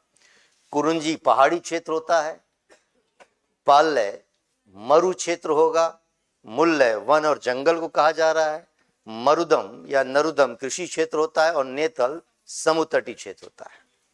और इसके अंतर्गत काव्य प्रवृत्तियां जो दिखाई पड़ती हैं, जैसे अगर कहा जाए पहाड़ी क्षेत्र है, विवाह पूर्व प्रेम संबंधी रचनाएं, पाल्य मरुस्थल दीर्घकालिक विरह, अल्पकालिक विरह से संबंधित, विवाह के पश्चात, इस चीज को कभी मैच करने की ये नहीं रहेगा, और इसके भी क्षेत्र के साथ प्रवृत्तियां दी जाएंगी। रटते रहिएगा, चीजें आएंगी नहीं। कुल मिलाकर ध्यान रखना है, पहाड़ी क्षेत्र है तो घूमने टहलने विवाह से पूर्व गए थे, कविता लिख के चले आए। मरुस्थल है, दीर्घकालिक विरह है, कटी नहीं रहा है। वन जंगल है तो अल्पकाल के स्तर पर विरह है। कृषि क्षेत्र संयुक्त परिवार का मामला है, समझ रहे हैं? तो फिर हाँ, विवाह पश्चात प्रेम का मतलब गृहस्थ प्रेम, विवाह के बाद किसी और से प्रेम नहीं। तो इसलिए गृहस्थ प्रेम, और फिर इस क्षेत्र के संदर्भ में कोई सूचना नहीं, मैच करने का क्वेश्चन होता है, इसलिए ध्यान रखिएगा ये चीजें। संगम साहित्य जिन्हें कहा जा रहा है, 3 संगम है, इसको इस रूप में पढ़ना पड़ेगा आपको तीनों संगम के संदर्भ में। पहला संगम, जो भी ग्रंथ लिखे गए ये सब नष्ट हो गए, तो आपका टेंशन दूर हो गया। दूसरे संगम के अलवय कपाटपुरम में अगस्त ऋषि, बाद में तोल्काप्पियम, और इसमें एकमात्र ग्रंथ बचा तमिल व्याकरण ग्रंथ तोल्काप्पियम। ये बहुत इंपॉर्टेंट है, क्लासिकल लैंग्वेज है तमिल, क्वेश्चन पूछे जाते हैं, ऑल इंडिया सर्विस एग्जामिनेशन है आपका। और तीसरा मदुरा नक्कीरर इसके अध्यक्ष हैं।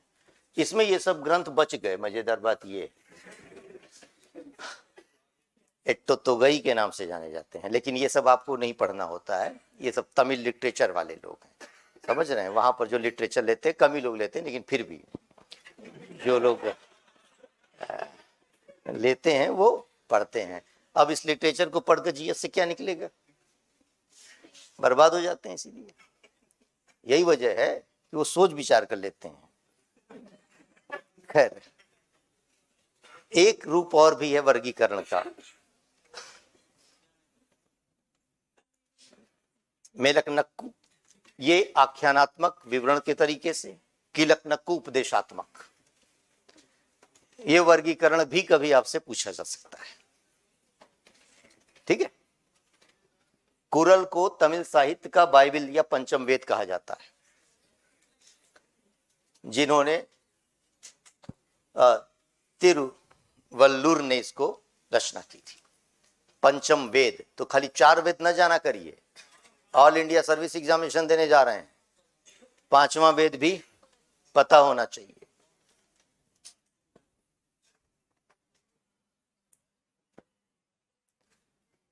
अब जो ये महाकाव्य है, इसको भी जैसे शिल्पाधिकारम तमिल साहित्य का इलियड या तमिल जनता का राष्ट्रीय काव्य कहा जाता है। इलांगो आदिकल ने इसकी रचना की थी। कोवलन और कन्नगी की इसमें कहानी है। मणिमेखले शीतले सतनार ने इसकी रचना की, और इसमें कोवलन और माधवी से उत्पन्न कन्या व मणिमेखले की अपनी प्रणय संबंधों की कथा है। जीवक चिंतामणि तिरुदेवर ने लिखा। जीवक एक योद्धा है और इसके हर एक युद्ध के पश्चात, जीतने के पश्चात विवाह कर लेता है, इसलिए इस ग्रंथ को विवाह ग्रंथ भी कहते हैं। इतिहास में एक से बढ़कर एक कलाकार थी, तो विवाह ग्रंथ इसको कहा जाता है।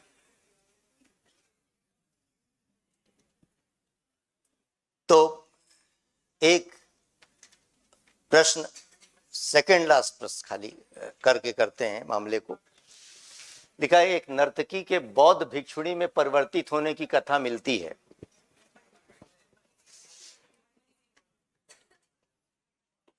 उत्तर तुम बता ही चुके हैं। अब समझिए, ये एक बड़ा इंपॉर्टेंट, ये दरअसल ग्रंथ बड़े महत्वपूर्ण है तमिल साहित्य के लिए। तो जो शिल्पाधिकारम ग्रंथ है, उसके अंतर्गत आखिर चेर राज, पांड्य राज, चोल राज, तो जो ये किस में एक नर्तकी के बौद्ध भिक्षुणी में परिवर्तित होने, तो दरअसल ये चोल राज्य के संदर्भ में कोवलन और कन्नगी, ये एक तरीके से दंपति थे, व्यापारी दंपति हैं, और इसी चोल राज्य के अंतर्गत माधवी नर्तकी है। इतने से समझिए कहानी। बढ़िया से जीवन चल रहा था, एकदम धनी संपन्नता की दशा थी। इसके पश्चात इनके अंदर कला का भाव जागा और इसके संपर्क में आए, और फिर पूरी तरीके से इनके प्रणय संबंधों के चर्चे, और तत्पश्चात इनकी धन संपदा इस पर समाप्त हो गई। और जब समाप्त हो गई, इसके बाद पहुंचते हैं, तब इसने कहा, कौन है आप? निराश हताश होकर फिर से पहुंच गए कन्नगी के पास, और फिर कन्नगी ने कहा, कोई बात नहीं, कुछ भी हो, सो कॉल्ड देव तो है ही हैं आप। और तत्पश्चात निराश मत होइए, मेरे पास शिल्पाधिकारम का मतलब होता है नूपुर की कहानी, पायल की कहानी, कि मेरे पास अभी एक जोड़ी जो है ना पायल बची हुई, आप बेच नहीं पाए थे, तो इसको लीजिए और इसको बेचकर, व्यापारी हैं, कार्य करेंगे हम लोग, फिर से जीवन शुरू करेंगे, हताश निराश मत होइए। फिर उन्होंने कहा ठीक है, कहती हो तो चलो, कोई बात नहीं। हाँ, कन्नगी ने बोला कि कहे तो कई बार कुछ, लेकिन सोचे नहीं तुम। लेकिन अब फिर कन्नगी कि इस चोल राज्य में काम करना ठीक नहीं है, बदनामी बड़ी होगी। पांड्य राज चलते, वहां से आई कोवलन और कन्नगी, और तत्पश्चात यहां पर वह पायल का एक पीस लेकर कोवलन बेचने के लिए दुकान पर, सर्राफ की दुकान पर पहुंच रहे हैं, अपना घूमते टहलते मस्ती में। वहीं पर जो उस समय कहानी में एक ऐसा मोड़ और ट्विस्ट था कि उस समय राजा की रानी की पायल चोरी हो गई थी, और ढूंढ रहे थे सब चारों तरफ सैनिक, एकदम पुरस्कार पाने के चक्कर में किसी को पकड़े, और फिर जो है राजा से पुरस्कार ने, राजा खुद दबाव में था। हाँ?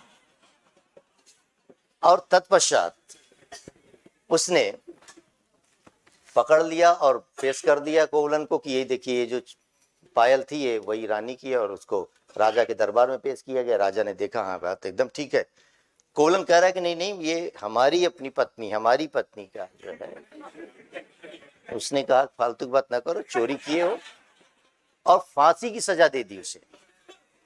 कोवलन मर गया, मृत्युदंड की सजा हो गई। हाँ, चाचा नगर ही है।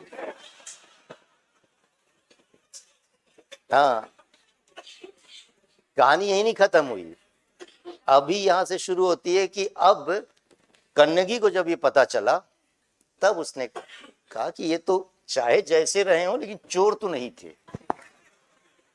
और तत्पश्चात वो दरबार में आती है और एक पीस और ले आती है, जो उसके पास पायल का टुकड़ा बचा हुआ था। कहती है कि देखिए, इसमें जो माणिक्य है वो देखिए इसी रूप में है जो हमारी दूसरी पीस आपके पास है। राजा को बड़ा अपराध बोध हुआ, आत्मग्लानि हुई। नलियन कुंडन राजा हुआ करते थे, महान राजा थे, इसी आत्मग्लानि में मर गए। हाँ, महान लोग होंगे तो आत्मग्लानि होगी उनको, जो है ही नहीं। तो खैर, अब यही वजह है कि अब उस कन्नगी के क्रोध की सीमा न रही। अब चूंकि बेशक राजा मर गया, लोग माफी मांग रहे, सब कुछ है, इसके बावजूद उस समय पांड्य नगर के अंतर्गत बड़ी समृद्धि थी। मदुरै फुहार उसका पत्तन, एक तरीके से उसने अपनी क्रोधाग्नि से इस मदुरै नगर को जला डाला, और फिर यहां से निकलकर वह चेर राज्य में आती है, और चेर पहाड़ी पर आकर वह सती हो जाती है। वहां पर शासक थे सेनगुवट्टन। उन्होंने एक तरीके से इसके पश्चात, इसके सम्मान में कन्नगी पूजा शुरू की, जिसको पत्नी पूजा के नाम से जाना जाता है।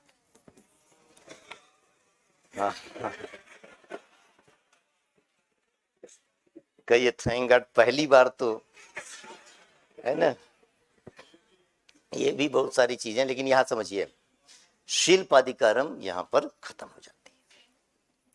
अब जो शिल्पाधिकारम खत्म होती है, इसके पश्चात मणिमैखली। तो मणिमैखली जो है एक तरीके से यह कन्या है, इसी कोवलन और माधवी से उत्पन्न कन्या का नाम मणिमैखली है। और यह मणिमैखली के अंतर्गत भी यह जो है, चूंकि अब उसी की कन्या भी थी, नर्तकी के साथ थी, तो नित्य गान में वो भी, और एक उदयन नामक प्रणय संबंधों के साथ जुड़ा हुआ मामला था। लेकिन वह खुद इस मामले में प्रणय संबंधों को स्वीकार नहीं किया, और अपनी माता के समान वह भी बौद्ध धर्म ग्रहण कर लेती है। ये विवरण इसमें मिलता है। अपनी माता के समान वह भी बौद्ध धर्म ग्रहण कर लेती है। इसलिए एक नर्तकी के बौद्ध भिक्षुणी में परिवर्तित होने की कथा वह मणिमैखली में मिलती है। अब इसी से दूसरा सौंदर्य लगाइए, किस एक तमिल महाकाव्य में बौद्ध धर्म का प्रभाव दिखाई देता है?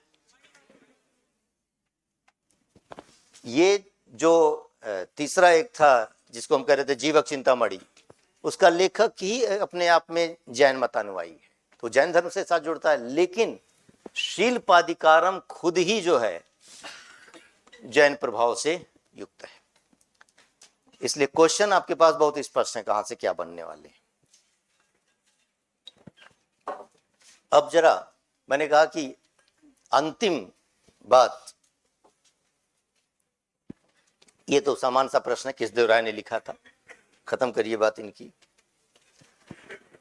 भाषा साहित्य से देखिए नंबर ऑफ क्वेश्चंस ज्यादा होते हैं, जो क्लासिकल लैंग्वेज हैं उससे जरा ध्यान रखिए, है ना। हाँ, हिंदी साहित्य से नहीं आते हैं। कोई बोल रहा है हिंदी साहित्य आ जाए तो कोई गुनाह थोड़ी ना है भाई, पढ़ाई है क्या, वो भी एक विषय है, लेकिन बात संस्कृति की हो रही है। तो प्राचीनता की बात चलती है, तो वो क्लासिकल लैंग्वेज के अंतर्गत जो तमिल, तेलुगु, कन्नड़, मलयालम को रखा गया है, तो तेलुगु भाषा के संदर्भ में जो एक शब्द आता है जिसको हम कह रहे हैं अष्टदिग्गज, ये अष्टदिग्गज कहाँ थे ये क्वेश्चन बनता है। और दूसरी बात कि उसमें मनुचरितम और अमुक्त माल्यादा, अमुक्त माल्यादा कृष्णदेव राय के माध्यम से लिखी गई, उषा परिणय या मनुचरितम का जो रचनाकार था, और साथ में मनुचरितम जिसे कहा जा रहा है या लासिनी पेदना, इन्हें तेलुगु कविता का पितामह कहा जाता है। ये इष्ट दिग्गजों के प्रधान हुआ करते थे। और तेनाली रामकृष्ण का नाम सुना होगा, पांडुरंग महात्मा नामक ग्रंथ लिखा उन्होंने, कृष्णदेव राय के दरबार में ही मौजूद थे। ठीक है, चलिए ये तो सामान्य सी बात हो ही गई थी।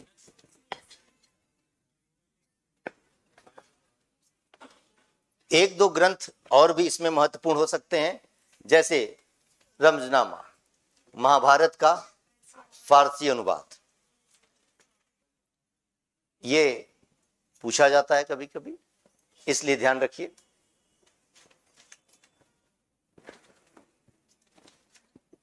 ये दरअसल कुछ एक ग्रंथ जैसे पंचतंत्र को अनवारे सहेली के नाम से अबुल फजल ने अनुवादित किया था, गणित के ग्रंथ लीलावती को फैजी ने, और रामायण का अब्दुल कादिर बदायूनी ने मुगल काल के अंतर्गत, ये चीज नजर आती है।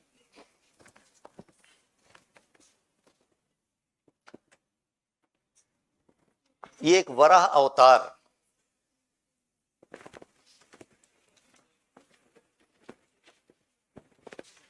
और वराह अवतार का तात्पर्य यह था कि उनके लिए कहा जा रहा है कि आखिर विष्णु के अवतार में एक घटनाक्रम के साथ कि हिरण्यक्ष नामक एक राक्षस, और जिसने बड़ी उपासना किया ब्रह्मा से, ब्रह्मा जी प्रसन्न हुए, तो उसने कहा कि हमें वरदान दीजिए कि हमें ये तमाम मानव और पशुओं के नाम लिख दिया कि ये कोई हमें मार न सके। तो फिर दे दिया उन्होंने तथास्तु। इसके बाद उत्पात मचाने लगा, और उत्पात इस स्तर पर सिद्धियों के साथ पृथ्वी को ही एक तरीके से वह जो है उसकी धुरी से टिका दिया, पानी के अंदर घुसा दिया। अब तत्पश्चात समस्या ये, सब लोग विचलित हो गए, और उसके बाद विष्णु को पालनहार इसीलिए कहा जाता है। पहुंचे लोग जय देवता एंड कंपनी सबकी भाई कि देखिए क्या हुआ, विष्णु का कोई दिक्कत की बात नहीं, अवतार उनका जन्म लिया एक। ये सब पौराणिक कथानक प्रतीक होते हैं इस चीज का कि हमेशा अच्छाई और बुराई के बीच संघर्ष चलता है, विचलित कभी नहीं होना चाहिए। और फिर वहां पर एक अवतार इस रूप में कि वह शरीर तो उस देवता के रूप में चाहे, लेकिन उनका सिर जो है वह वराह सूकर के रूप में कहा जा रहा है। और उन्होंने, चूंकि इसकी उत्पत्ति भी एक इस रूप में कही जाती है कि वो ब्रह्मा जी के नाक से जो है उनके बाल के माध्यम से, तो वो उनकी सूंघने की शक्ति बहुत ज्यादा थी। तो उसके माध्यम से इस बात को कि कहाँ वह पृथ्वी, तो समुद्र के अंतर्गत उन्होंने अपने उन दोनों दांतों के माध्यम से उसको उठाया। ये चित्रण मिलता है उदयगिरी विदिशा के निकट मध्य प्रदेश में। उदयगिरी खंडगिरी पहाड़ी उड़ीसा में एक अलग चीज है। ये उदयगिरी गुफा मध्य प्रदेश में विदिशा के पास है। इसका मैं आपको एक वीडियो दिखलाता हूं और इसी के साथ खत्म भी करूंगा।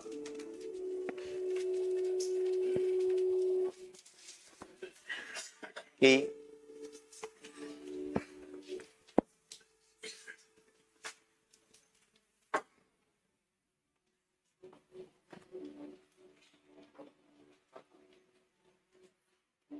देख रहे हैं, ये जो वराह का अवतार अभी पूरा चेहरे तक आएगा मामला, तो अंदाजा लगेगा। ये जो चित्रण था, यानी मूर्तियां बनी हुई हैं इसमें।